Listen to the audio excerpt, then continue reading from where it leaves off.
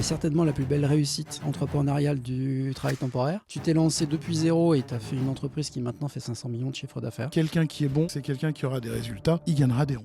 Moi, le système a toujours été fait que je veux pas qu'on m'emmerde avec le salaire. Et quels sont les gens qui vont venir bousculer l'ordre là? Parce qu'ils ont faim, parce qu'ils ont envie. Il y a une question quand tu as une boîte familiale, c'est la succession. Est-ce que ce sera ma famille, la suite? C'est une option qui peut sérieusement s'envisager. Si un jour ça doit être vendu, ce sera vendu. Je tiens à dire que ce sera jamais vendu à... On reçoit Fabrice Faure, mais on s'adresse aussi à Arthur Roger. Qui est Arthur Roger? Arthur Roger, c'est un type très sympa, qui est l'un de mes meilleurs amis. C'est la partie la plus schizophrène de moi-même. C'est un type qui écrit des bouquins, qui vient de sortir son 3e roman, qui s'appelle Jusqu'au bout de l'océan.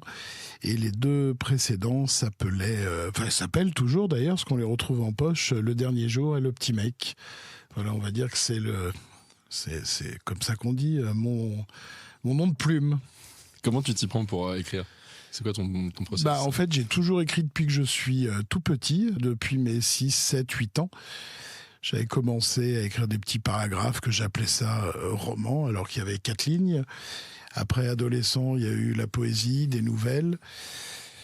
Et de 18 à 45 ans, j'ai écrit une dizaine de romans, de manuscrits qui n'ont jamais été publiés. J'écris toujours de 3h30, 4h à 6h, 6h30 du matin. Quoi. Ah oui, donc c'est quelque chose que tu as fait depuis très longtemps, qui t'a Moi, j'ai accompagné pas compris pourquoi je me retrouve là à parler d'intérim sur un micro, parce que moi, je voulais être écrivain. Après, je le dis comme un clin d'œil, mais quand j'avais 15 ans, je voulais être soit Victor Hugo, soit avoir un empire. Mais après, j'ai fait ma vie qui est une succession de malentendus. Après, je suis parti dans les affaires où j'ai créé ma boîte parce qu'on m'a toujours viré. Mais en parallèle de ça, il y a toujours eu l'écriture, les mots. J'ai toujours aimé écrire. Quand il y a eu le Covid dans la boîte, c'est un truc très rigolo entre guillemets. Il y a eu 55 jours et pendant 55 jours, du lundi au dimanche, j'ai envoyé un mail à toute la boutique qui partait à 6h30 le matin, mais pas un mail où on explique consigne 1, consigne 2, un mail où je parlais de moi, je parlais d'eux et je racontais des problèmes qui se passaient, mais c'était des vrais textes et tout aligné, ça fait comme une grosse nouvelle ou un petit roman, mais voilà, ouais, j'ai toujours écrit, j'aime bien quand j'envoie mes vœux en début d'année parce que j'aime bien faire des textes ou j'aime bien faire des discours, ça j'aime bien. Et là, on a maintenant parlé de l'écrivain, du Victor Hugo. On va switcher sur l'Empire.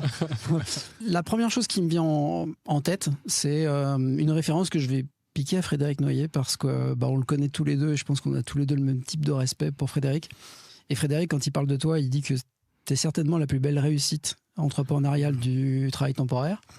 Alors du coup, qu'est-ce que ça veut dire? Parce que tu t'es lancé depuis zéro et tu as fait une entreprise qui maintenant fait 500 millions de chiffre d'affaires. C'est à peu près la maille. Et c'est un positionnement aussi qui est très différenciant sur le marché, puisqu'en fait, tu as choisi depuis le départ de rester fidèle à ce que tu voulais dans ta vision, c'est-à-dire un monde du professionnel. Et tous les segments que tu as pu attaquer, que ce soit au départ avec la mécano-soudure, la tuyauterie, le bâtiment, mais tout ce que tu as fait par la suite, c'était toujours avec cet angle dans lequel tu t'es toujours positionné sur des qualifiés et un travail haut de gamme. En ayant gardé cette posture, tu es devenu dans beaucoup de ces segments que je viens de mentionner, le leader ou un des leaders pendant ces 20 années qui ont fait en fait la trajectoire de LIP. Donc on va essayer de revenir un peu sur ces différents éléments. Et je pense que c'est utile qu'on refasse un peu le début. On a eu la chance de travailler tous les deux en plus chez Randstad et t'as quitté rapidement Randstad, ça vaut peut-être le coup que tu reviennes parce que ça me fait plaisir dessus. Vous m'avez viré, alors il fallait y penser avant. Hein. Et puis une fois que tu nous as raconté ça, après on attaque un peu l'histoire de LIP. Mon histoire? Je pense que tu peux raconter comment vous êtes rencontré avec Christophe, peut-être une anecdote de votre rencontre, et ensuite le début de l'histoire LIP.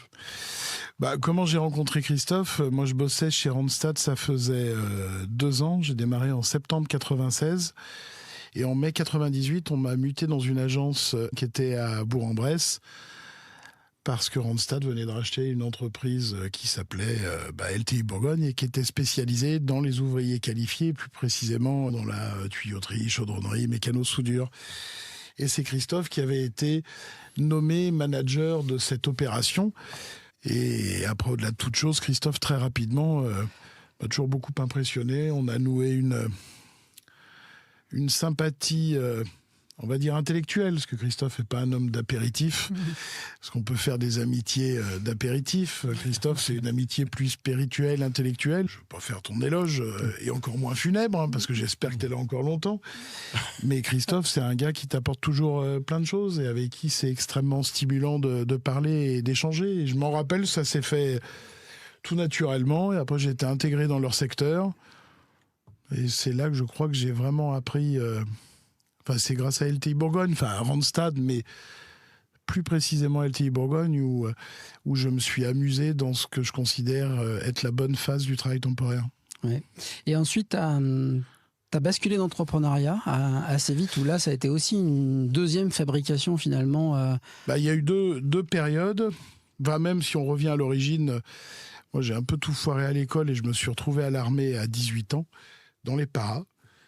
Et après, fallait bien bosser, j'étais intérimaire, donc je suis passé en agence et j'ai bossé dans ce grand groupe formidable qui est Randstad Intérim, où j'ai appris plein de choses. Et avec le passage chez LTI, c'était vraiment cool. J'ai rencontré des très bons copains, d'ailleurs pour bon nombre qui sont encore des bons copains. Et après, quand ces gens ont eu la malhonnêteté, la mauvaise idée ou la clairvoyance de me renvoyer, à 25 ans, j'ai monté une première boîte sur Lyon, mais où j'étais associé minoritaire. Le majoritaire, il était à Chalon-sur-Saône, c'était un ancien d'LTI. L'affaire à Lyon, l'agence s'est très bien passée. Rapidement, on a eu 100 mecs au boulot, 150, ça cartonnait. Mais je me suis rendu compte que j'avais fait la plus grosse bêtise de ma vie. Je suis incapable d'être un associé minoritaire. Et puis voilà, j'ai mauvais caractère et je crois que je suis juste fait pour être chez moi. Mais j'ai appris, avec le recul, je crois qu'il y a eu Randstad, LTI, mais... Randstad, la grosse machine où on apprend plein de choses. Et après, j'ai commencé à apprendre ce que ça voulait dire de bosser et de se débrouiller tout seul dans un cadre beaucoup plus petit, sans que tout soit cadré, normé, procéduré. Et en effet, avec Laurent, qui était le patron, j'ai appris plein de choses. Et ça m'a permis tout ça. Donc, je me suis encore fait virer. Franchement, c'est fatigant de se faire virer à chaque fois.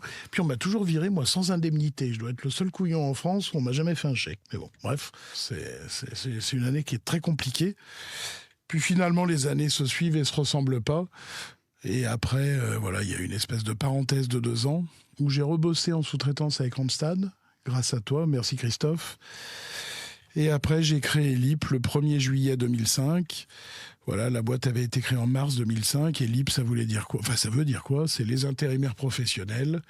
Et donc, en effet, ce qu'on sait faire, c'est faire travailler des ouvriers qualifiés, des gens compétents. Et souvent, LIP, même si on est beaucoup plus gros que ce que ça en a l'air, on ne nous connaît pas. Parce qu'on est justement trop spécialisé. Nous, la notoriété pour nous n'a aucun sens. Nous, ce qui compte, c'est d'être connus auprès des candidats, des intérimaires qui nous importent sur les quelques métiers qu'on travaille et qu'on essaye de faire travailler correctement. Voilà. Donc j'ai démarré en 2005, à l'époque avec une dame qui s'appelait Josiane, à Villeurbanne. Mais c'était tout petit, moi, le premier jour. Avec rien. Rien. Juste ton expérience. Le vendredi 1er juillet, il y avait 7 intérimaires en poste. Et le lundi 4 juillet, il y avait 40 intérimaires. Et après, c'est parti comme ça, quoi. Et t'as tout de suite su que tu voulais faire de l'intérim spécialisé ? Non, mais c'est le seul truc que je savais faire. Et moi, j'aime bien la différence avec l'intérim. Ne veut pas dire qu'il y a un intérim classique et l'autre pas classique. Ce qui est fondamentalement différent avec de l'intérim spécialisé, c'est la relation qu'on noue avec les intérimaires. Si je déléguais, 1000 intérimaires chez Amazon, les gars, de moi, ils s'en foutent et on peut pas nouer une relation, c'est pas vrai. Quand tu fais travailler un soudeur, un peintre, un plaquiste, un menuisier pendant 10 ans, tu connais sa femme, tu connais ses enfants et tu as une vraie relation réelle, sérieuse de proximité. Parce que dans la tête de l'intérimaire, le patron, c'est jamais l'entreprise où il va. Son patron, c'est le directeur d'agence ou le commercial qui bosse en agence. Donc ça génère d'autres genres de relations. Et je pense que j'étais beaucoup plus adapté à travailler et à vivre ce genre de relations. Où le client, en fin de compte, est l'intérimaire. Moi, j'ai jamais été bon en négociation commerciale avec des clients au sens où on l'entend. J'ai toujours préféré négocier avec mes intérimaires parce que c'est eux dont j'ai besoin. Puis si tel client ne le veut pas ou qu'on s'entend pas sur le prix, on en trouve un autre et le problème est clos, quoi. Voilà, et LIP on a continué comme ça. On a ouvert, oui, évidemment, la tuyauterie, parce qu'on est né de la tuyauterie. Très rapidement, on a fait du bâtiment seconde œuvre. Et ça, c'est le bateau amiral de LIP, la métallurgie, le bâtiment seconde œuvre. Et aujourd'hui, même si on fait des gros chiffres, même s'il y a plein d'agences, finalement, on peut dire on fait de l'industrie qualifiée, on fait du bâtiment seconde œuvre, on fait du transport, on fait du tertiaire, du médical, de l'hôtellerie, des espaces verts. Mais il n'y a aucune branche chez nous qui va gérer, je ne sais pas, une usine d'agroalimentaire, une usine j'en sais rien, d'assemblage d'automobiles. Enfin, on ne fait pas ces trucs. Ou la logistique, par exemple. C'est Epsilon. Et à chaque fois qu'on s'est dit, putain, merde, on va quand même essayer d'être le premier acteur français et de mettre plein d'intérimaires à 1,55 de coef, en fait, dans ma tête, ça marche pas. Et à chaque fois qu'on essaye de le faire, on n'y arrive pas. Je pense Puis dans la vie, on réussit toujours 2-3 trucs. On peut pas tout réussir et on réussit ce qui nous correspond. En tout cas, moi, c'est ça qui me correspondait. Et chez LIP, on essaye de rester là-dessus. Et force est de constater, c'est qu'on maintient la ligne. Qu'est-ce qui, pour toi, génère de la valeur pour le client ? Qu'est-ce qui... Le permanent. Pour moi, la seule clé, quand on choisit d'être sur ces métiers spécialisés, la force, elle est dans l'implication et la qualité des permanents qui travaillent dans nos agences. Parce que c'est eux qui sont au milieu de la relation, évidemment, entre le candidat, l'intérimaire, le prospect et le client. Mais il y a des agences qui sont, et j'aime bien le dire comme ça, des monstres, mais je dis bien le mot monstre en souriant, parce qu'à l'intérieur de ces agences, c'est des monstres ils ont un don pour faire ce métier, pour trouver des gens, les déléguer, les fidéliser, les suivre. C'est le permanent qui est la clé de chaque chose. C'est le permanent qui est la clé qui est essentielle. Il y a combien de permanents aujourd'hui dans le groupe ? On est 700, on doit être 730. Et après, il faut enlever 130, 150 personnes assimilées sièges. Voilà, il y a un peu plus de 600 personnes sur le terrain. Et c'est bizarre parce que ça paraît être pourtant ce qui est le plus difficile dans des sociétés de services à passer à l'échelle. Tu recrutes les 50 premières personnes, puis 100, 200, jusqu'à 700. C'est ce qui parfois fait que la qualité baisse quand on devient un grand groupe. Comment est-ce que toi, tu arrives à... Après, moi, j'ai la chance, en fait, pour grossir, les permanents qui sont sur le terrain, on peut dire que ce sont des chargés d'affaires, des consultants, des exploitants, enfin, ce sont des commerciaux. Ce qui est très compliqué, c'est de trouver des gens qui vont tenir et aimer ce métier. Mais en fait, moi, je le sais, pour qu'une personne soit là au bout de 2 ans, il faut que j'en embauche 4. C'est comme ça, c'est la règle du jeu.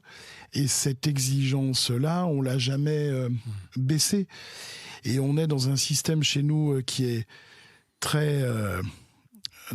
on incentive, c'est comme ça qu'on dit, c'est un mot qui se dit bien, incentiver c'est nickel. Au niveau de la rémunération, parce qu'on récompense pas l'effort. Chez nous, on récompense le résultat.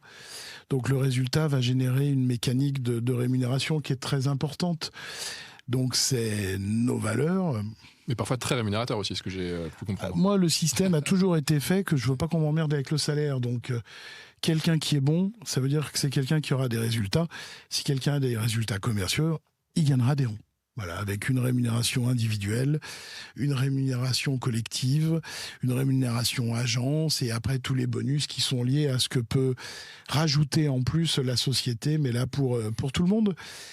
Et on n'est pas dans un système justement où quand on gère un major du travail temporaire avec des prix plus bas, des marges plus basses, plus de gens, plus de process, qui obligatoirement et naturellement fait fondre la rémunération potentielle que pourraient obtenir je dis commerciaux parce que je trouve que ça résume bien le truc. Et puis il y a des gens qui aiment pas le mot commercial, moi je trouve que c'est un joli mot. Sens du commerce, c'est pas parce qu'on a le sens du commerce qu'on est vendeur sur un marché. Sens du commerce, c'est avoir le sens du contact, c'est d'avoir le sens des gens. Et notre métier, ceux qui réussissent, ils ont tous ils ont tous à peu près la même qualité. Ils ont le sens des gens.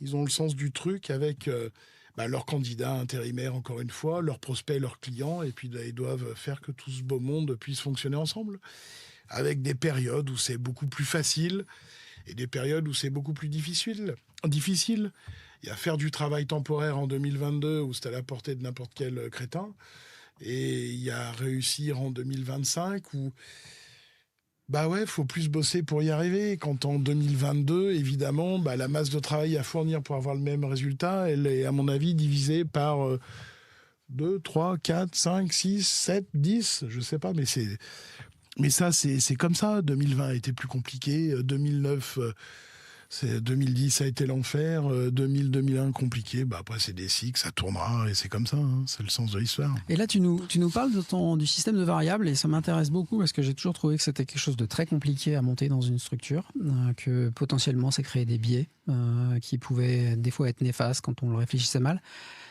Pour moi, tu sembles avoir trouvé quelque chose qui est une forme de martingale, vraiment une capacité à générer à la fois du variable, et donc chacun est bien récompensé, mais ça va jamais au détriment en fait de la performance de l'entreprise. Comment est-ce que tu as réfléchi ça ? D'abord, le variable chez moi existe depuis le premier commercial que j'ai embauché. Ça veut dire que j'ai pas eu à adapter mon système. Mon système, je l'ai créé avec mon premier salarié. Et ça change beaucoup de choses. Ensuite, nous, c'est un variable, mais qui est lié, au-delà de ce que peuvent gagner de l'argent, sur la culture de l'entreprise. Lib, c'est une boutique qui est super sympa. Moi, je pense, et je pense que les gens... Il y a plein de gens qui sont dans cette boîte, la plupart, qui restent. Je pense qu'ils aiment cette boutique, parce que c'est une bonne boîte. Après, il y en a peut-être qui n'aimeront pas, mais c'est une boîte où le sens du résultat est essentiel. Moi, je suis pas un grand philosophe là-dessus. Je veux dire, on paye les gens, on les paiera jamais avec des figues, on les paiera toujours avec du vrai argent qu'on gagne. Et le système est bâti sur la marge, parce que c'est avec la marge qu'on paye tout le truc. Et fait pour que les gens gagnent. Après, j'imagine que beaucoup de gens pensent qu'ils gagnent pas assez, mais je trouve que sur les moyennes de salaire annuelles qu'on fait, et en plus, si on devait retraiter les gens qui ont moins de 2 ans d'ancienneté, je pense qu'on est dans la moyenne très très haute de la profession. Et voilà, et leur rémunération est bâtie en fonction de la marge qui est produite.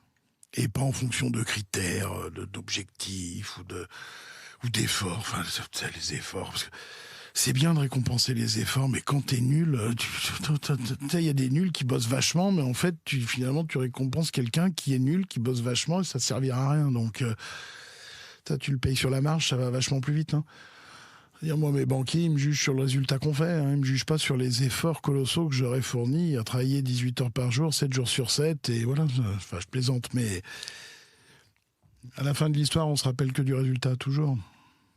Mais c'est un facteur important aussi de la réussite. Moi, c'est ce qui me protège, ce que j'ai toujours dit à tout le monde. Chez nous, vous pourrez faire des carrières extraordinaires, mais il n'y a qu'un truc qui va compter de toute façon, c'est le résultat. Il faut avoir l'honnêteté de le dire. On a le droit d'avoir des baisses, des coups de mou, des petits moments où ça va moins bien, évidemment. Mais à la fin, on se rappellera toujours que du résultat. Hein. Demain, si un entrepreneur se lançait dans l'intérim avec, comme toi, à l'époque, de zéro. Il y en aura plein. Ça, il y en aura plein. Toujours, ouais. Quel conseil tu donnerais en fait aujourd'hui dans le monde de l'intérim d'aujourd'hui pour réussir à avoir l'énorme succès que toi, tu réussis à avoir aujourd'hui? Déjà, c'est très gentil, mais j'aime pas quand on parle comme ça, parce que moi, je considère qu'on a réussi... C'est à la fin de la foire qu'on compte les bouses. Je l'ai dit à quelqu'un cette semaine. Le jour où on m'entendra dire que j'ai réussi, c'est le jour où je tirerai le rideau. Moi, je suis très superstitieux, j'ai toujours peur qu'il y ait des problèmes, etc. Parce qu'il y a toujours des problèmes. Mais quand on sera au bout de l'histoire et qu'on regardera le chemin accompli, on verra. Mais tant que je suis trop impliqué, je suis toujours très mal à l'aise avec ça. Évidemment, j'ai eu de la chance un peu, je me suis bien entouré, j'ai bien travaillé. Évidemment, ça a changé ma vie, mais l'histoire, elle n'est pas terminée. Donc, tant qu'elle n'est pas terminée, je garde tout ça à bonne distance. C'est pour ça que je fréquente d'ailleurs aucun club, que je ne vois pas d'autres patrons, parce que une espèce d'autocongratulation qui me gêne beaucoup quand tu as le sentiment d'avoir réussi. Il faut se méfier de la réussite.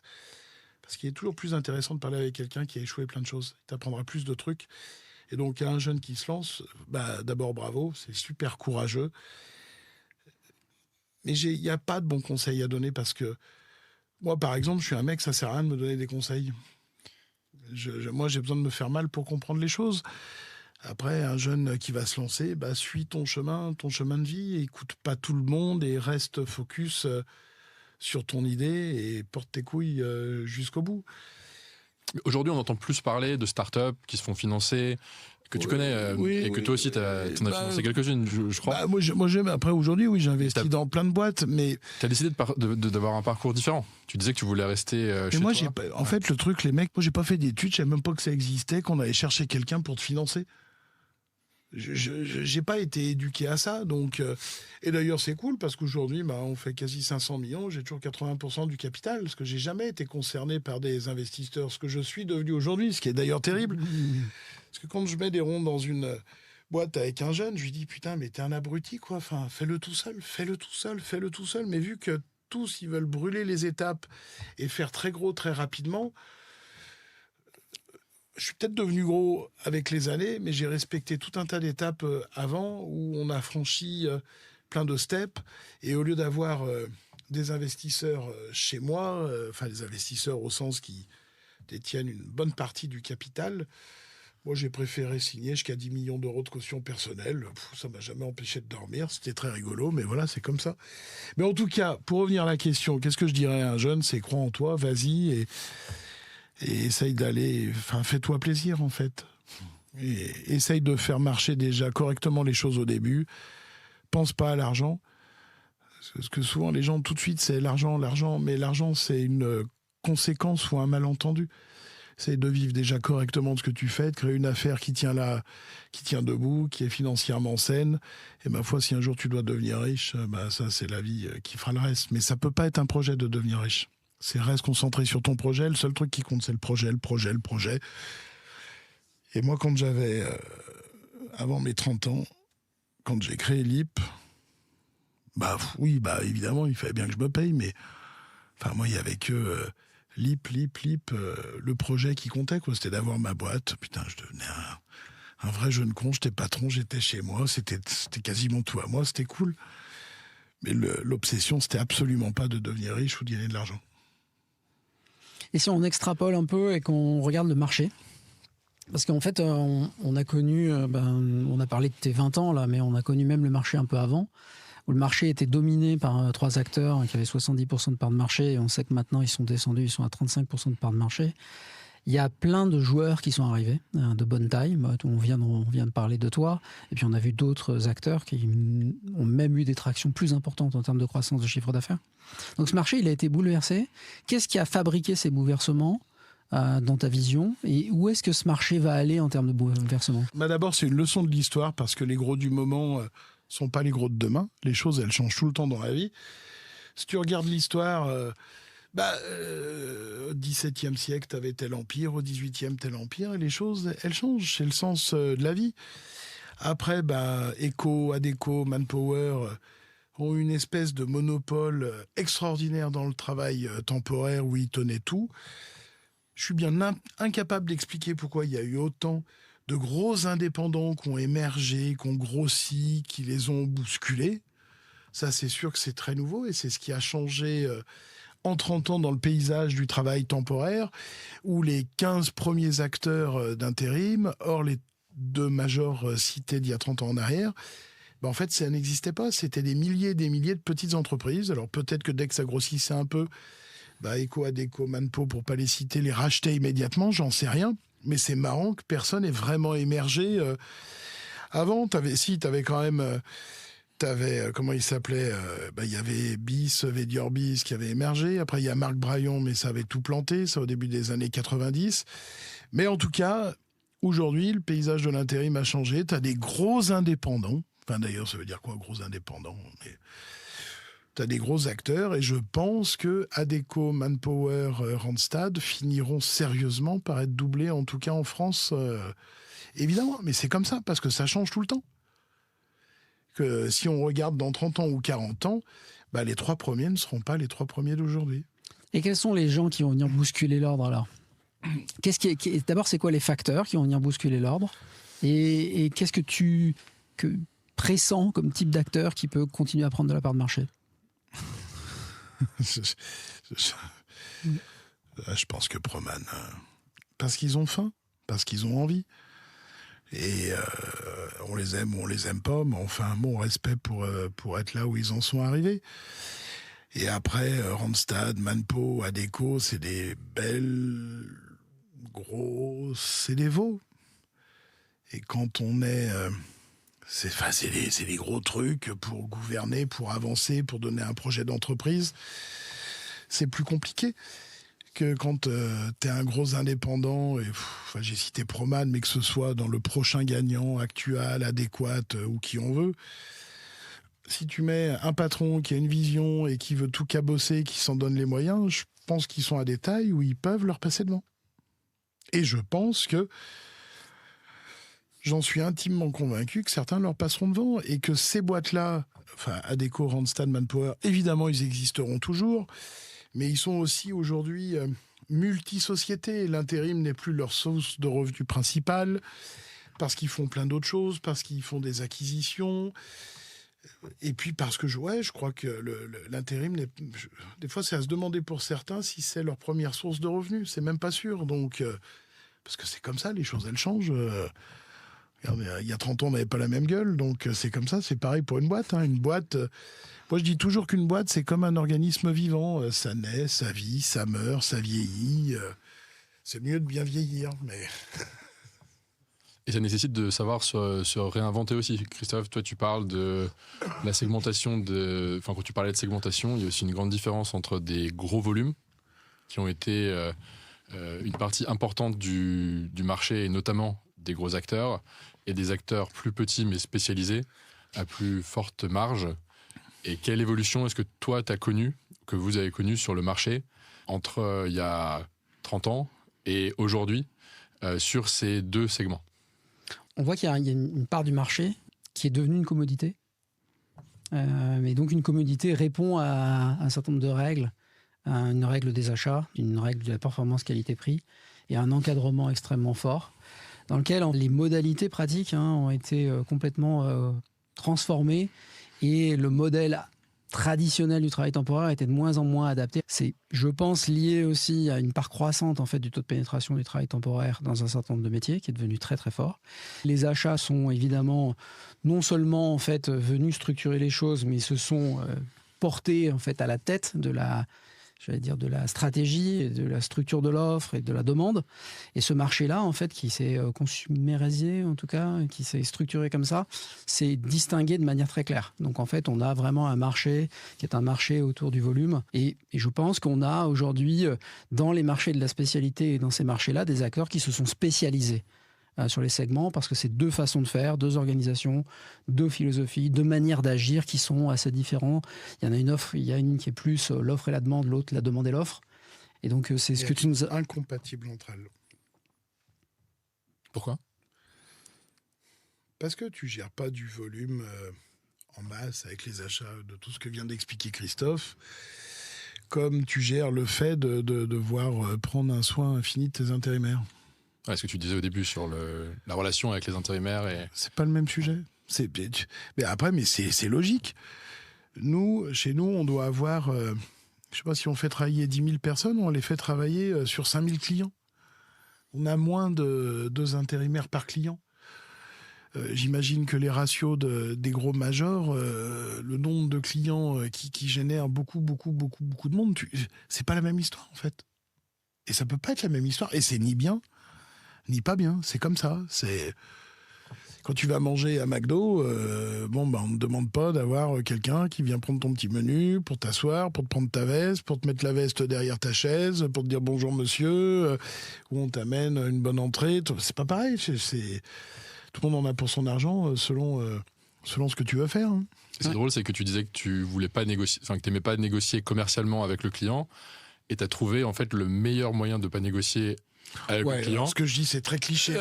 J'aime pas négocier avec les clients, parce que les clients, ils ont toujours oublié, ils se rappellent jamais, enfin dans nos métiers, qu'en plus il faut qu'on négocie des heures et des heures avec nos intérimaires. Et ça m'a toujours énervé. Il y a un autre angle qui est intéressant aussi, c'est quand on regarde en fait segment par segment les taux de pénétration du travail temporaire. Et l'exemple que toi tu as avec Side, en fait le taux de pénétration du travail temporaire change. Parce que l'exemple en fait du commerce et de la distribution est typique. L'exemple dans le service est typique.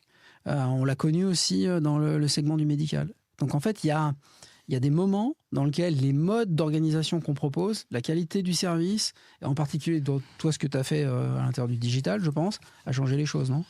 Ouais, c'est ce qu'on a vu dans le retail avec Side, où il y a beaucoup de clients qui sont centralisés et qui ont des besoins un peu partout en France, et qui préfèrent avoir un contact centralisé, qui sait gérer des besoins géographiquement éparpillés un peu partout, plutôt que d'avoir des relais locaux, des agences locales, qui peuvent être de l'ordre de 20-30 agences pour gérer des besoins dans tous les petits...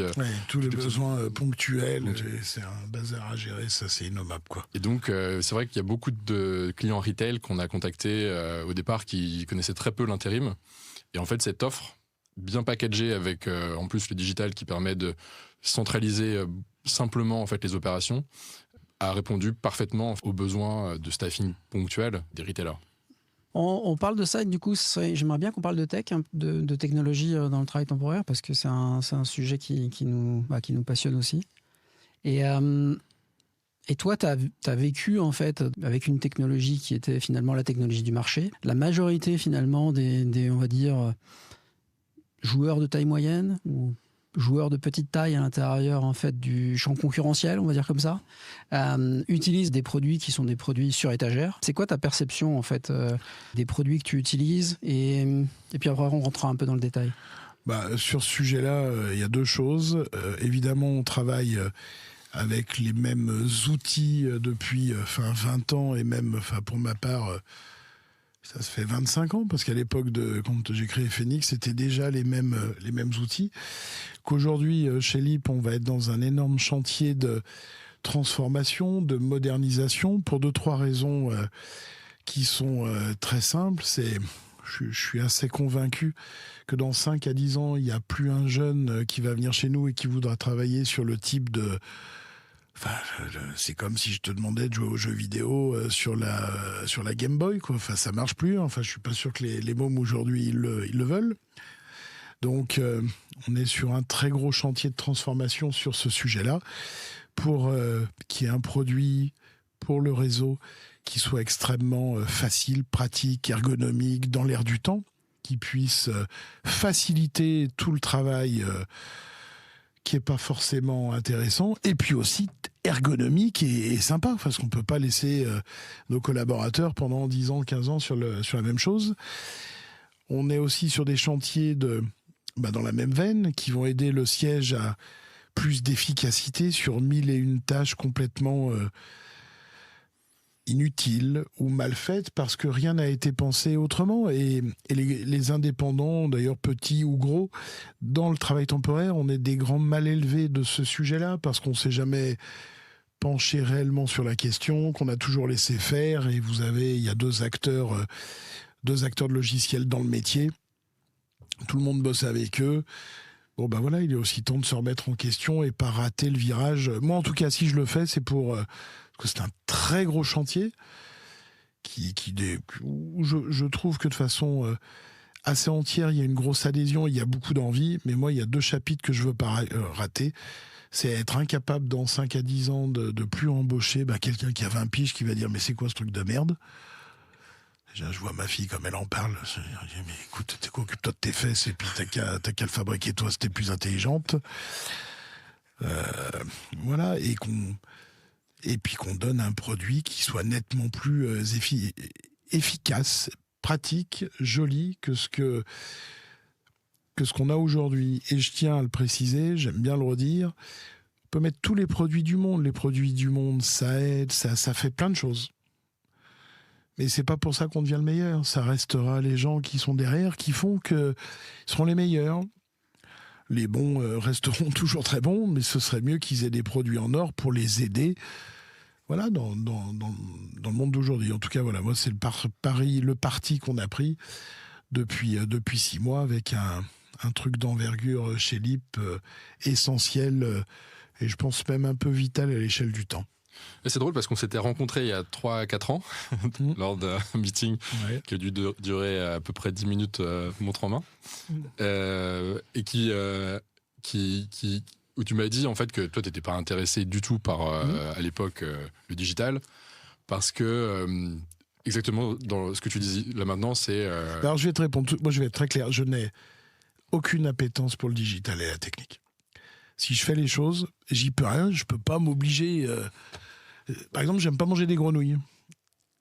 Mais qu'est-ce qui t'a fait changer d'avis entre c'est le sens du vent. Ouais. Ma fille a eu plus d'impact sur ce sujet-là que plein de gens. C'est quand tu es venu me voir à l'époque... Parce que tu as fait l'acquisition d'Omedo. C'est ça qu'on n'a pas dit quelques temps après. On a acheté Omedo, en effet, Super boîte. Au printemps 2022, un truc top qui nous a appris plein de choses, qu'on a réussi à transformer. Et c'est ce qui fait qu'aujourd'hui, pas de l'embryon, d'Omedo, on est en train de construire un truc qui est extrêmement sympa. Quand tu es venu me voir à l'époque... tu parles à un gars où, en effet, à ce moment-là, j'ai pas d'affinité avec ces sujets-là, mais je suis un mec comme ça. Et en fait, j'en ai pas aujourd'hui non plus. Hein. Je suis pas sensible à ça. J'y peux rien. Tu sais, moi, je suis un mec, j'écris des livres, je préfère la plume et le stylo, et je n'ai pas de sensibilité à la technologie. Après, moi, j'ai une sensibilité au business. J'ai une sensibilité à l'argent. J'ai une sensibilité à ce que demandent les gens. Donc, je me tirerai pas une balle dans le pied, et il y a un moment, faut y aller. Mais c'était pas le moment. Bah aujourd'hui, c'est nettement plus le moment.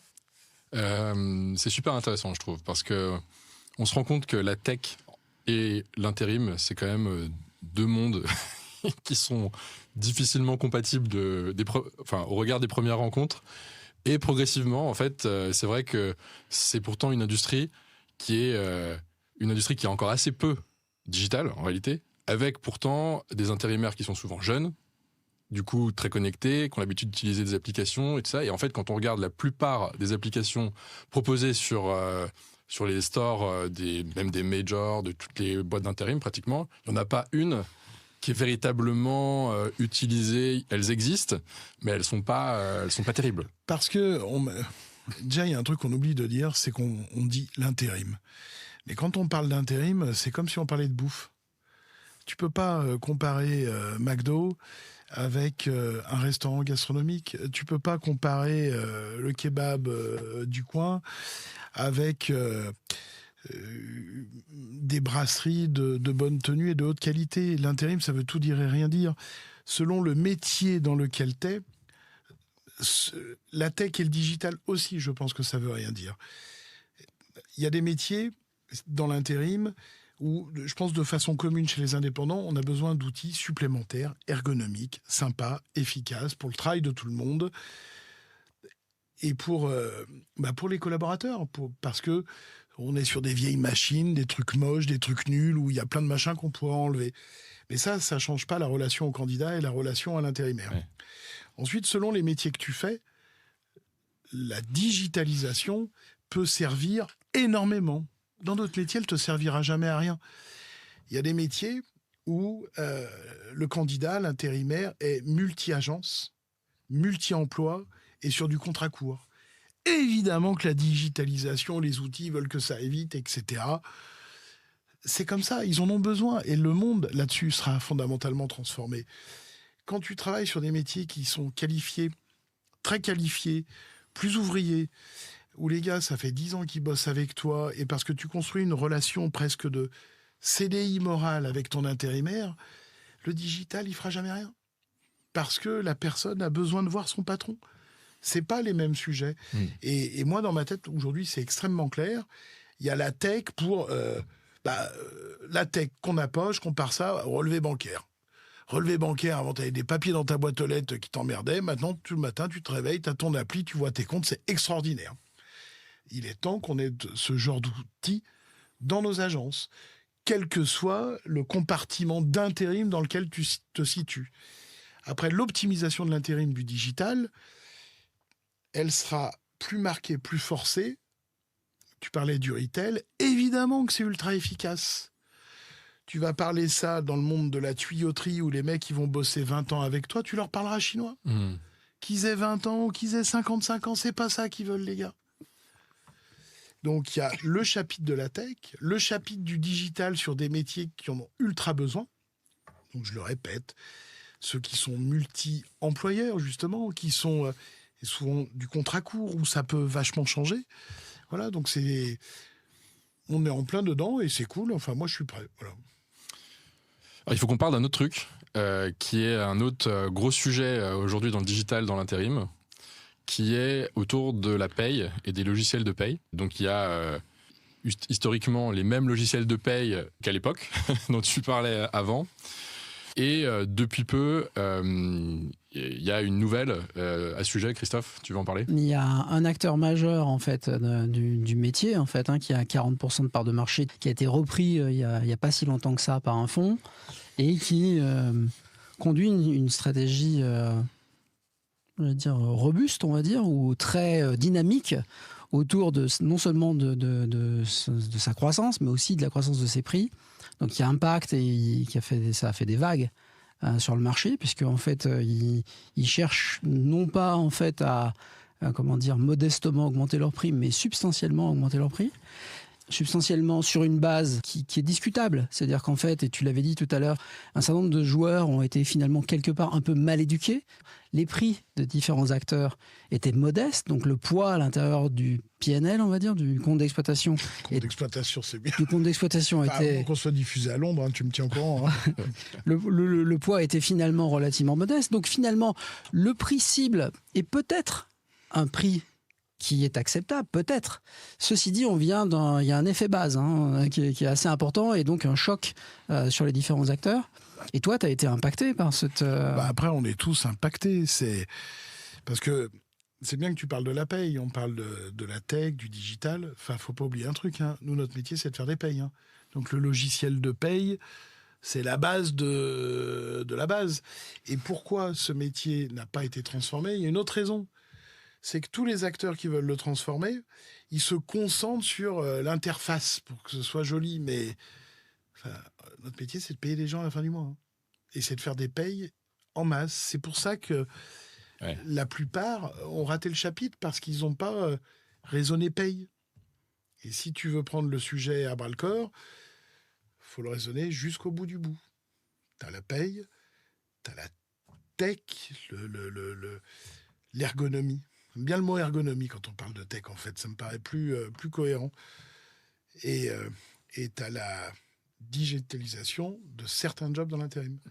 Mais on ne peut pas dire, on parle d'intérim, et l'intérim englobe les 600 000 ou 500 000 ou 700 000 équivalents temps plein. C'est pas possible, c'est trop de compartiments qui n'ont rien à voir les uns avec les autres. C'est l'intérimaire qui bosse... qui va être chez Peugeot à Montbéliard sur une chaîne de prod pendant 2 ans. J'aimerais savoir le rapport qu'il a avec un intérimaire qui est scaphandrier dans le Port-Cassis. Il gagne pas la même thune. Et ça quand tu as monté Side, Pierre, tu as été confronté à cette problématique de trouver une solution sur laquelle t'appuyer. Et même, vous avez commencé à rencontrer un certain nombre de facteurs limitants parce que, en fait, vous n'aviez pas un back-end qui était forcément exactement sur celui que vous vouliez. Non, on travaillait avec Best été, et on a... Comme Medo. Ouais, comme Medo, comme beaucoup de start-upers. De start-upers. Parce que c'était aussi un back-end assez facile à mettre en place, assez ouvert. Et c'est vrai qu'aujourd'hui, on a les autres acteurs, PLD, NAL, etc., qui sont, je dirais, un peu plus fermés parce qu'eux-mêmes essayent de faire leur front. Donc, ils essayent de eux-mêmes créer leur logiciel d'application pour les permanents, pour les intérimaires, pour les clients. Ils se sentent concurrencés par les produits digitaux qui sont justement plus en contact avec les utilisateurs finaux de l'intérim, parce qu'ils ont cette stratégie de déploiement.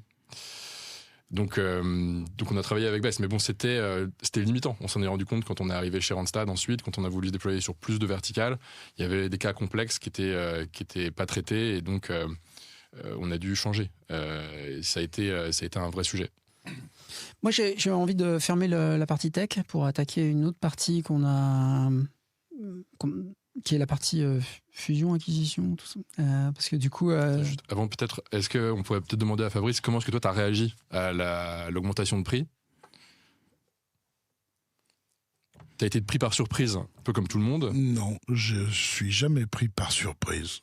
Moi, tout glisse sur ma peau et je prends mes dispositions. Fin de la messe. Il y a une fois que tu m'as dit, peut-être même plusieurs fois, tu m'as dit un truc que je ferais pas parce que c'est très dur, c'est des fusions. Ah oui, non mais ça, je sais pas pourquoi tu veux parler de fusion, moi j'en ai jamais fait, c'est toi qui a... Moi votre fusion à l'époque chez Randstad, elle m'a tellement porté bonheur, parce que vous avez fait partir tous les bons, mais faudrait que tout le monde recommence des fusions. Mais oui, non, nous on a une fusion, non, on n'a jamais eu à traiter de fusion chez LIP. On aurait pu parce qu'on a manqué, on aurait réellement pu racheter un acteur de notre taille. J'ai pas voulu, et une des raisons majeures et essentielles pour laquelle je voulais pas, c'est qu'on serait rentré dans une espèce de logique de fusion. Et moi, j'ai pas envie de gérer ça, parce qu'une fusion, c'est économiquement à J plus 3, 4, 5, 6 ans extraordinaire, en termes de valorisation d'entreprise. Mais tu sais qu'au passage, tu vas sacrifier 30% de tes copains, que tu vas créer plein de gens malheureux et que ça va être la merde dans la boîte pendant 5 ans. Et moi, c'est quelque chose que que j'ai pas envie de gérer. Et puis, je veux pas m'emmerder à 50 ans à gérer un truc pareil. J'ai assez de problèmes comme ça. La croissance, ta croissance, tu l'as aussi faite sur la croissance externe? Alors, nous, la plupart de la croissance a été faite sur de la croissance interne parce qu'on ouvre tout le temps. Et évidemment, par de la croissance externe. Mais je crois que c'est le gros qui doit racheter le petit. Et quand c'est deux boîtes qui se ressemblent, ou des mêmes tailles, c'est extrêmement compliqué. On a vécu des vrais contes de fées dans les rachats, vraiment. C'est un truc que j'aime bien. J'ai toujours bien aimé. On s'est vautré une fois lamentablement, mais d'ailleurs, c'est la leçon de l'histoire. Une fois, je dirais pas le nom selon les gens qui écoutent, mais une fois, on a racheté une boîte qui était non spécialisée. Ah oui. C'est un truc qu'en fait, je trouve, c'est un peu électrique. Ça marche pas forcément, mais ouais, on m'avait déconseillé de le faire. Et puis des fois, vu que je veux montrer que j'avais raison alors que j'avais tort, ça n'a pas été un bon rachat. Mais c'est bien, parce que c'est toujours dans ces moments-là qu'on apprend le plus. Et les autres leçons de l'acquisition de sociétés, de faire du M&A, de la croissance externe? La croissance externe, je pense, les 2-3 règles essentielles. Le gros rachète le petit. Voilà. Il faut que le projet soit très clair pour tout le monde et il faut racheter des gens qui te ressemblent. En fait, il faut au moins... toutes les sociétés qu'on a rachetées, quand elles étaient très spécialisées, donc professionnelles, moi je rappelle que LIP, ça veut dire les intérimaires professionnels, en fait, ça se passe toujours bien. Là où ça se passe mal, c'est quand les valeurs... valeur, ça fait grand mot important, mais en fait, le mot valeur, il a beaucoup d'importance. Parce que si on porte pas les mêmes valeurs, on pourra pas y arriver. En fait, c'est pas possible. Tu peux pas marier tout le monde, en fait. Non, ça parle beaucoup ce que tu dis reparle beaucoup, en fait, de ce qu'on évoquait au départ. C'est qu'en fait, il y a des clients avec des attentes différentes. Que pour répondre à ces attentes, il y a des organisations, et tu l'as rappelé, de la technologie différente. Donc la manière dont on s'organise, la manière dont on crée la technologie, la manière dont on aussi définit les rôles à l'intérieur des agences, dépend des segments sur lesquels tu travailles. Et quand quand tu maîtrises un des segments, c'est très difficile de s'adapter à un autre, dans lequel il faut être clair sur la manière dont Et c'est même horrible de demander à des gens de changer comment ils travaillent. Je me rappelle, moi, d'une société, justement, mais tu allais dans les agences. Pour eux, une belle agence, c'est une agence où il y avait 100 intérimaires sur un client. C'est-à-dire, non, moi, je trouve que c'est mieux s'il y a que 80 intérimaires et puis sur 60 clients, comme ça, t'es pas emmerdé. Et en fait, c'est de la faute de personne. Nous, on n'est pas habilité à comprendre ça et à gérer ça. Et la personne qui est rachetée peut pas comprendre ce qu'on lui demande, parce que finalement, la personne, elle a rien fait de mal. Elle travaille comme on lui a toujours dit de travailler. Et là, ça marche pas, en fait. Parce que de toute façon, vu que tu n'auras pas que des points communs, il y aura des points de divergence. Si l'essentiel, le basique, c'est pas les mêmes valeurs, en fait, le rachat, il se passera pas. Enfin, c'est la conclusion que j'en tire. De la petite dizaine de rachats qu'on a fait en 12-13 ans, quoi. Dans l'intérim, il y a beaucoup d'entreprises qui sont des entreprises familiales, détenues par le fondateur. Il y a une question quand tu as une boîte familiale, c'est la succession. Comment est-ce que toi, tu y réfléchis? Comment tu penses à cette question? Bah, évidemment que j'y réfléchis. Aujourd'hui, dans ma tête, je suis bien reparti pour une petite dizaine d'années. Ce qui est sûr, c'est que l'enjeu de la succession, je ne vais pas me demander à 60, 62, 63 ans. J'espère que je ne serai surtout pas le gars qui, à 65, 70 ans, vient tous les jours au bureau, vérifier le courrier, fait chier tout le monde et qui ne comprend plus rien. Voilà. Est-ce que ce sera ma famille, la suite? C'est une option qui peut sérieusement s'envisager. Après, là où je ne ferai pas de compromis, si je décide qu'on arrive près de la fin, bon, bah, si un jour ça doit être vendu, ce sera vendu. Vu que c'est un podcast sur l'intérim, il y a peut-être beaucoup de mes collaborateurs qui m'écoutent. Je tiens à dire que ce ne sera jamais vendu à un acteur français ou industriel français.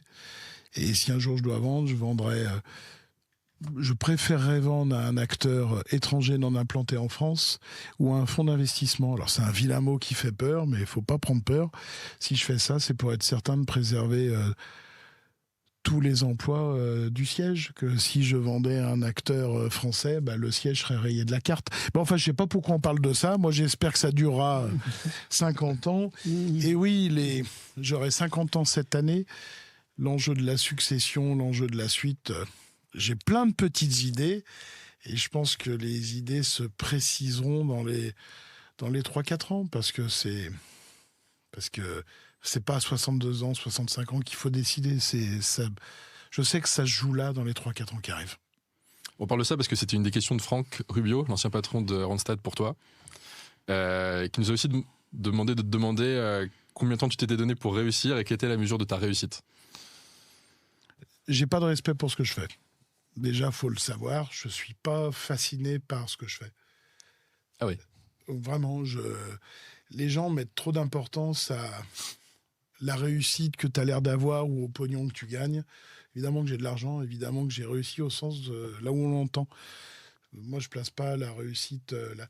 Moi, je vais te dire, le truc dont je suis le plus fier en 20 ans chez LIP, c'est qu'il y a des gens ils sont 300 à avoir investi dans une société qui s'appelle LIP Family. Et 2 ans après, je leur ai racheté leurs actions 4,5 fois.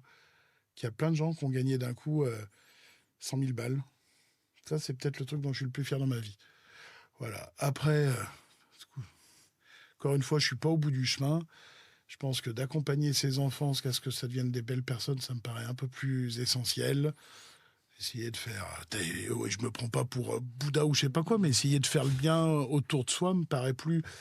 C'est important. Et puis moi, je dois devenir un écrivain ultra célèbre. Donc, je veux dire, il reste du chemin. Voilà, faut bien le prendre en conscience. Le petit Victor Hugo est en train de devenir grand. On verra. Non, mais blague mise à part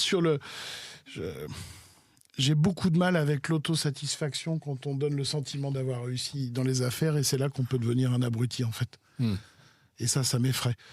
Alors, si tu veux, on fait le même interview à 4h du matin. Je vais dire, ah ouais, t'as vu comme j'ai réussi, là, j'ai la plus grosse et tout. C'est un bon concept, ça, on devrait faire. Mais, là, on prend du rhum et du whisky, on va dire des âneries, mais j'ai pas de... Non.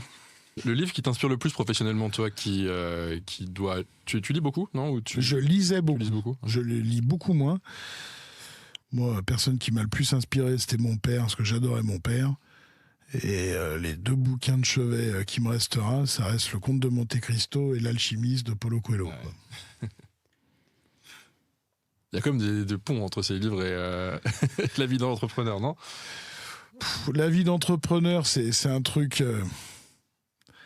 c'est trop personnel, en fait. Ce qui est très marrant, tout le monde connaît plein de patrons. Les gens, naturellement, disent... qu'ils n'aiment pas les patrons, mais en fait, la plupart des gens apprécient bien leur patron. Voilà, c'est une drôle de fonction. Patron, c'est un métier où, si tu veux devenir un gros patron, avoir une grosse boîte, la vérité, c'est passer son temps à prendre des risques, à avoir des idées, à donner un cap, et franchement, à porter ses couilles et à avoir ce qu'on appelle, pour faire un terme intellectuel, du courage managérial. En tout cas, c'était drôlement sympa. Moi, j'ai vachement aimé vraiment, vraiment, vraiment. Merci Fabrice. Merci à vous. Ouais, merci. Salut les gars. Ouais, c'était vraiment trop bien. Pour les amateurs de boxe, ouais. Ouais, pourquoi? Là, parce que c'est le personnage auquel on s'attendait, non? Parce que en fait, Ouais, c'est clair. Fabrice, c'est un personnage. Ouais, puncher. Ouais. Puncher, mais exceptionnel. Donc, il a une capacité à nous montrer, et ce qu'il nous a montré, en fait, c'est que on est un métier dans lequel, en fait, l'humain reste au cœur de tout ce qu'on veut faire. Et c'est au cœur de tout ce qu'il nous a raconté. Ouais, je m'attendais pas à ce qu'il y ait une telle culture de la performance. Tu vois, parce que quand on rencontre des gens de chez Leap, on se rend compte que c'est une boîte sympa. Il a raison Enfin, je trouve qu'on, sans faire de la pub forcément pour Leap particulièrement, mais c'est vrai que les gens sont sympas. Et malgré tout, ça reste une boîte, comme il le dit, qui est ultra portée sur la performance. Le système de variables est super sur la performance. Parce que c'est pas toujours facile, à mon avis, de créer cette culture de la performance tout en restant une entreprise qui est sympa. Ouais, c'est un très bon point, je trouve, que tu soulèves, parce qu'en fait, il ne pose jamais, en fait, la bonhomie et l'exigence. Ouais. Donc, en fait, il a une approche extrêmement humaine de tout ce qu'il fait. Il est très proche des gens avec lesquels il travaille. Il nous l'a montré au tout l'entretien. Et il a un niveau d'exigence extraordinaire, parce qu'il a un niveau d'ambition fantastique pour sa boîte. Et donc, l'exigence, en fait, elle ne détruit pas finalement l'humanité qu'il a, le vivre ensemble qu'ils ont, la sympathie, comme tu dis. C'est toujours chouette de les rencontrer. Malgré tout, c'est une entreprise qui a su montrer une performance extraordinaire. Donc, il n'y a pas besoin, en fait, d'être dur ou rugueux pour, en fait, finalement, aller vers l'excellence. Ce qui était incroyable aussi, c'était de comprendre l'impact générationnel d'avoir, par exemple, sa fille. C'est grâce à sa fille, et donc beaucoup de gens vont pouvoir la remercier, je pense, qu'il a eu ce déclic de faire le virage du digital et de commencer à réfléchir plus sérieusement à mettre le digital au sein de la stratégie du groupe. Une des peurs qu'il a, en fait, c'est que son entreprise soit déconnectée d'une génération qui arrive sur le marché de l'emploi, et que la manière qu'il a d'aborder, en fait, avec son système d'information, déjà, hein, ce qu'il a comme produit, en fait, hein, il pense qu'en fait, il n'est pas armé. Il n'est pas armé, en fait, pour recruter les bonnes compétences pour faire la suite, en fait, de Leap. Et on a vu qu'en fait, il a envie d'une suite de Leap, non? Il nous raconte, en fait, on se posait la question de qu'est-ce que j'ai envie pour l'avenir de la boîte. Il nous en a parlé de son avenir, en fait. Il voit Leap encore plus grand. Et pour voir Leap plus grand et plus longtemps, bah, en fait, il faut qu'il résolve cette problématique, hein, que Todd a éclairée par tiens, c'est sa fille qui le titille avec ça. C'est aujourd'hui, ce que je propose comme expérience à mes collaborateurs, à mes collègues, en fait, bah, c'est pas une expérience qui va me permettre d'aller loin, parce que je vais pas pouvoir faire rentrer dans l'entreprise les bonnes compétences. Ce qui est très impressionnant aussi, et je sais pas ce que tu en penses, c'est sa capacité, au niveau stratégique, de rester un petit au regard du chiffre d'affaires, mais d'être un incroyable succès au niveau de la marge, de la santé financière de l'entreprise, je dirais, parce qu'en fait, pour que tout le monde comprenne bien, généralement, sur des gros volumes, les marges sont plus faibles. Sur des plus petits volumes et des compétences et des types de profils plus rares, les marges sont plus importantes. Et donc, Leap est plutôt connu pour être sur des professions plus rares et donc avec un positionnement qui est quand même beaucoup moins généraliste, donc beaucoup moins volumique que généralement les autres acteurs. Il est resté très discipliné. Ouais, il est resté très discipliné. Là où, en fait, ce que tu dis me fait réfléchir, c'est parce que quand tu dis il est resté petit, en fait, en tout cas, se considère comme un petit, je pense qu'il y a, il y a un petit biais de lecture pour moi. C'est que, en fait, ce qui est intéressant de regarder, c'est finalement quelle est ma part de marché dans mon marché accessible ou un marché cible. En fait, le marché cible qu'il a, c'est-à-dire le marché des hautes qualifications, c'est pas les 30 et quelques milliards du marché, en fait, hein, c'est un subset de ça. C'est beaucoup plus petit que ça. Et donc, la part de marché relative qu'il a, elle est assez importante. Et dans les endroits dans lesquels il s'est développé, si tu prends ces bassins historiques, hein, le bassin lyonnais par exemple, sur un certain nombre de spécialités, il est difficilement contournable parce qu'en fait, il a des parts de marché qui sont très importantes. Or, sur ces marchés de la spécialité, il y a un petit effet Pavarotti. Tu sais, l'effet Pavarotti, c'est tu veux acheter du bel canto pour quelqu'un, tu cherches sur Internet et tu trouves Pavarotti. Tu as un effet où il est difficile de ne pas acheter Pavarotti. Donc là, il y a un peu d'effet Pavarotti chez Leap. C'est que dans un secteur d'activité dans lequel tu as une part de marché qui est assez forte et tu cherches quelqu'un à haute qualification, tu vas avoir du mal à pas en fait, les appeler. Parce que si tu cherches de l'emploi, bah, eux, ils ont quand même 30 ou 40% de part de marché, donc c'est quand même bien d'aller les voir. Et si tu cherches des compétences, c'est quand même pas mal de ne pas refuser un coup de fil de prospection pour pouvoir discuter avec eux, parce que vraisemblablement, ils ont dans leur vivier de compétences peut-être la personne dont tu vas avoir besoin. Et donc, je pense que la capacité qu'il a eue, comme tu le rappelles, à rester complètement focalisé sur les métiers à haute qualification et à prendre de la part de marché localement sur des qualifications à haute valeur, c'est-à-dire à rareté, en fait, fait que il est capable de créer la valeur que tu donnes sans être finalement si petit que ça quand tu le considères dans la taille de son marché potentiel et dans les segments qu'il a attaqués. Et tu as vu aussi sa réaction sur le logiciel de paye et l'augmentation des prix? Ouais, et là au-dessus, et je l'ai dit, je crois, quand on en discutait, je pense qu'il y a quelque part un marché en fait qui a été assez peu éduqué à investir. Donc, C'est-à-dire? en fait, on a un marché qui a été aujourd'hui servi par des acteurs technologiques, en fait, avec des prix relativement bas. Et donc, en fait, finalement, leur compte d'exploitation, il était structuré avec finalement des dépenses relativement faibles pour tout ce qui était système d'information. Et donc, oui, certes, on est blessé quand on voit l'augmentation du prix, parce que du coup, d'un coup, on n'a pas organisé en fait son entreprise pour pouvoir absorber cette augmentation de prix. Mais si tu enlèves ça, en fait, si tu enlèves cette problématique et tu regardes juste la part d'investissement qui est fait par les entreprises de travail temporaire dans ce segment en France pour ce qui est des systèmes d'information, c'est très faible. Mmh. C'est une part très faible qui est investie à l'intérieur de leur système d'information. C'est quelque part aussi, ça parle aussi de c'est quoi la part que je mets dans mon innovation? C'est quoi la part que j'investis à l'intérieur de la transformation de l'expérience que je propose à mes talents et à mes clients? Donc finalement, oui, certes, il y a une augmentation de prix et c'est difficile à absorber parce qu'on est mal habitué, oui, c'est sûr. Et en même temps, il y a, oui, mais toutes ces années-là, on était content d'engranger les bénéfices des faibles coûts et on n'a pas surinvesti sur l'innovation. Et il y a un risque à ça. Il y a un risque inhérent au fait qu'il y a peu d'innovations qui sont proposées aujourd'hui. Et donc là, à un moment donné, il va falloir en fait se mettre en face des choses. Les coûts qui sont aujourd'hui dépensés par les entreprises de travail temporaire sont trop modestes pour garantir le bon tempo. Tu as un chiffre pour illustrer ça? En pourcentage quand de tu- chiffre d'affaires, c'est... Quand tu regardes quand tu regardes les PNL compte d'exploitation des majors, c'est aux alentours de 1,5% du chiffre d'affaires qui est dans les systèmes d'information et l'innovation. Et beaucoup des acteurs plus petits, en fait, dépensent beaucoup moins que ça en termes de taux. Et donc, non seulement, puisque les gros dépensent 1,5% d'une masse critique, enfin, d'une valeur absolue plus importante, il y a évidemment des montants substantiellement différents qui sont investis sur la technologie.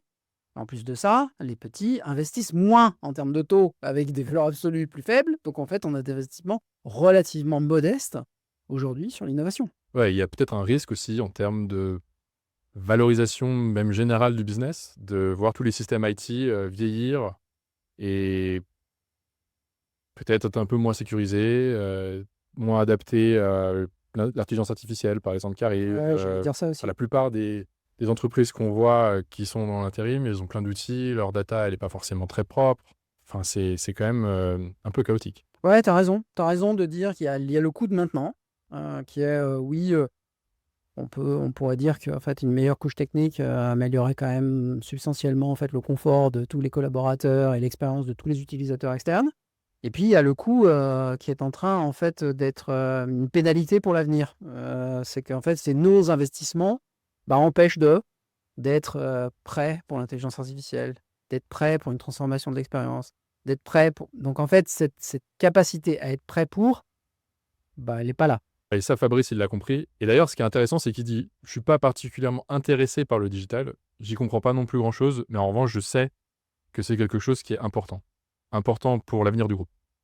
Et donc, je trouve que on voit bien que de toute façon, Fabrice, c'est pas l'amoureux, l'utilisateur, le early adopter, comme on dit, c'est-à-dire le premier utilisateur des premiers outils qui sont en train de sortir sur le marché pour transformer n'importe quelle expérience. En revanche, il comprend de par en tant que père, mais aussi, je pense, en contact avec plein de jeunes, il voit bien que l'intérim, c'est aussi une population très jeune, qui a une évolution aujourd'hui dans les usages et qu'il y a une nécessité de plus en plus. Donc, c'est pas juste un gadget, mais c'est en fait un asset, quoi. C'est un actif.